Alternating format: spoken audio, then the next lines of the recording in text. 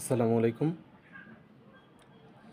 সকালে ঘুম থেকে উঠে ফেসবুকে, ইউটিউবে, টিকটকে, ইনস্টাগ্রামে যেখানেই স্ক্রল করতেছি, আবার গাজায় ইসরায়েলের ড্রোন হামলা, মিসাইল হামলা, বোমা হামলা,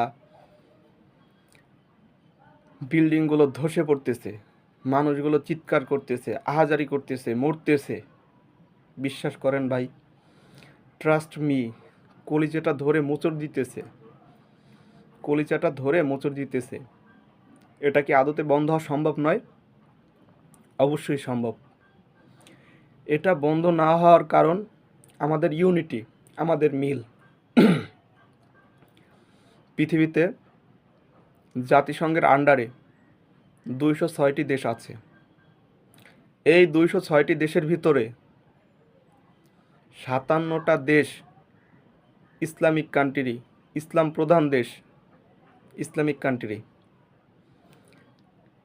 এই ৫৭টা দেশ এক হয়ে কি এই যুদ্ধ বন্ধ করা যায় না?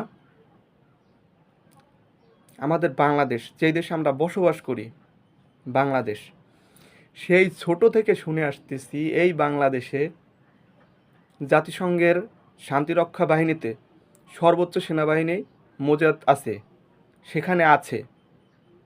বাংলাদেশ থেকে সর্বোচ্চ পরিমাণ শান্তিরক্ষা বাহিনীতে বাংলাদেশের সেনাবাহিনী সর্বোচ্চ পরিমাণ জাতিসংঘে আছে।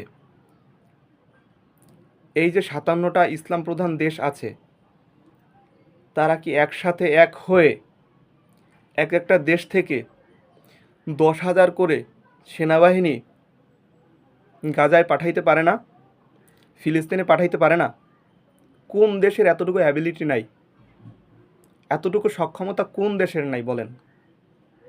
১০,০০০ করে সেনাবাহিনী পাঠাক।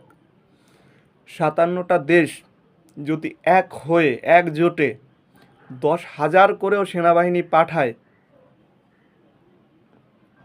গাজায় যদি পাঠায় ১০,০০০ করে, ফিলিস্তিনে যদি পাঠায় ১০,০০০, তাহলেও সংখ্যাটা আসে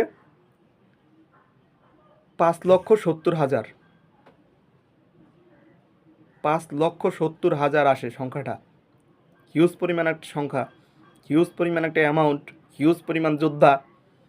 ১০,০০০ করে সেনাবাহিনী পাঠান, তারপর যদি তারা শহীদ হয়, তারপর প্ল্যান বি, তারপর নেক্সটে আমরা আছি। এই ১০,০০০ করে সেনাবাহিনী পাঠান, তারপর যদি যুদ্ধ বন্ধ না হয়, তারপর এক একটা দেশে বাড়ি বাড়ি গিয়া জিজ্ঞেস করেন, আমরা যারা তরুণ প্রজন্ম আছি, ইয়াং জেনারেশন আছি, তাদেরকে জিজ্ঞাসা করেন, এই ১০,০০০ করে পাঠান একজোটে।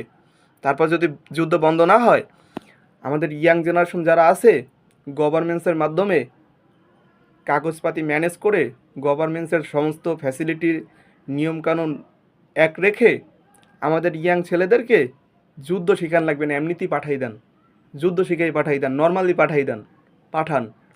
আর এটা দেখার মতো না, এটা দেখার মতো না, এই বিষয়টা কোনোভাবেই দেখার মতো না। কলিজাটা ধরে মোচড় দেয়, এই বিষয়টা কোনোভাবে দেখা যাইতেছে না।